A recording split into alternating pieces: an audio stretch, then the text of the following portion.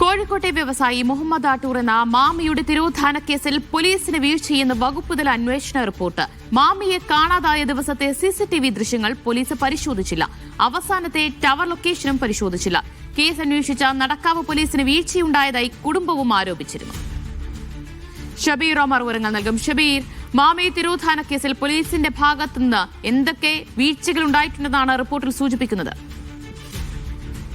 ദിവ്യ, ഏറ്റവും പ്രധാനപ്പെട്ട കാര്യം ഈ കേസിൽ, ഈ തിരോധാന കേസിൽ നടക്കാവ് പോലീസിന്, ലോക്കൽ പോലീസിന് വീഴ്ച സംഭവിച്ചിട്ടുണ്ട് എന്ന് ആദ്യഘട്ടത്തിൽ തന്നെ മാമിയുടെ കുടുംബം ആരോപിച്ചിരുന്നു. ഈ ആരോപണം ശരിവെക്കുന്നതാണ് ഇപ്പോൾ വകുപ്പുതല അന്വേഷണത്തിലെയും കണ്ടെത്തൽ. 2023 ഓഗസ്റ്റ് 21 മുഹമ്മദ് ആട്ടൂർ എന്ന റിയൽ എസ്റ്റേറ്റ് വ്യാപാരി, മാമി എന്ന് വിളിക്കുന്ന മുഹമ്മദ് ആട്ടൂരിനെ കാണാതാകുന്നത്. അദ്ദേഹം വീട്ടിൽ രാത്രി വൈകി തിരിച്ചെത്തുമെന്നാണ് അദ്ദേഹം ഭാര്യയെ അറിയിച്ചിരുന്നത്. എന്നാൽ അന്ന് തിരിച്ചെത്തിയില്ല.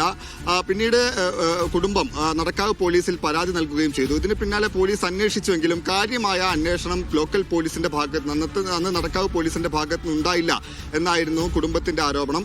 എന്തായാലും അന്ന് നടക്കാവ് പോലീസ് പരാതി കിട്ടിയ അടിസ്ഥാനത്തിൽ ഏതാനും പേരുടെ മൊഴി രേഖപ്പെടുത്തിയിരുന്നു. അവസാനമായി മാമിയെ കണ്ടു എന്ന് പറയുന്ന, കോഴിക്കോട് ബീച്ചിനടുത്ത് മാമിയെ കണ്ടു എന്ന് പറയുന്ന ഒരാളുടെ മൊഴി രേഖപ്പെടുത്തിയിരുന്നു. ഇതിന് സമീപത്തെ ഒരു കടയിലെ CCTV ദൃശ്യം പോലീസ് പരിശോധിച്ചിരുന്നു. പക്ഷേ ആ CCTV പ്രവർത്തിക്കുന്നുണ്ടായിരുന്നില്ല.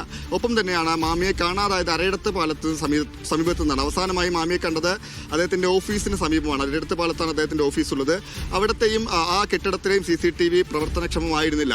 ഈ 2 CCTVകൾ മാത്രമാണ് ലോക്കൽ പോലീസ് അന്ന് അന്വേഷിച്ചിരുന്നത്, നോക്കിയിരുന്നത് എന്നാണ് ആക്ഷേപം. ഇത് ശരിവെക്കുന്നതാണ് വകുപ്പുതല അന്വേഷണത്തിലെയും കണ്ടെത്തൽ. ഇതിൽ തന്നെ ഏറ്റവും പ്രധാനപ്പെട്ട കാര്യം, അരയിടത്ത് പാലത്ത് നിന്ന് കാണാതാകുന്ന മാമിയുടെ മൊബൈൽ ഫോൺ നമ്പറിന്റെ അവസാന ടവർ ലൊക്കേഷൻ കാണിച്ചത് തലക്കുളത്തൂരാണ്, കോഴിക്കോട് തലക്കുളത്തൂരാണ്. ഈ ഭാഗം വരെ മാമിയുടെ മൊബൈൽ ഫോൺ അല്ലെങ്കിൽ മാമി സഞ്ചരിച്ചിട്ടുണ്ട് എന്ന് തന്നെയായിരുന്നു അനുമാനം. ഈ ഭാഗം വരെയുള്ള CCTVകൾ, ഏതാണ്ട് 50-ലധികം CCTVകൾ സ്വാഭാവികമായും ഉണ്ടാകും. ഇവിടങ്ങളിലെ CCTVകളൊന്നും അന്ന് ലോക്കൽ പോലീസ് പരിശോധിച്ചില്ല. പിന്നീട് കുടുംബത്തിന്റെ ആക്ഷേപത്തെ തുടർന്ന് വലിയ ആക്ഷൻ കമ്മിറ്റി രൂപീകരിച്ചിരുന്നു. ഇതിനെ തുടർന്ന് ഒരു പ്രത്യേക അന്വേഷണ സംഘത്തെയും രൂപീകരിച്ചിരുന്നു. പക്ഷേ അപ്പോഴേക്കും സമയം വൈകിപ്പോയിരുന്നു എന്നാണ് പോലീസ് അന്നത്തെ അന്വേഷണ സംഘം അനുമാനിക്കുന്നത്. ആദ്യഘട്ടത്തിൽ കാര്യമായ അന്വേഷണം ഇല്ലാത്തതിനാൽ തുടക്കത്തിലെ ഉണ്ടായ പാളിച്ചകളാണ് പിന്നീടുള്ള അന്വേഷണത്തെ വഴിമുട്ടിക്കുന്ന തരത്തിലേക്ക് കൊണ്ടുപോയത്.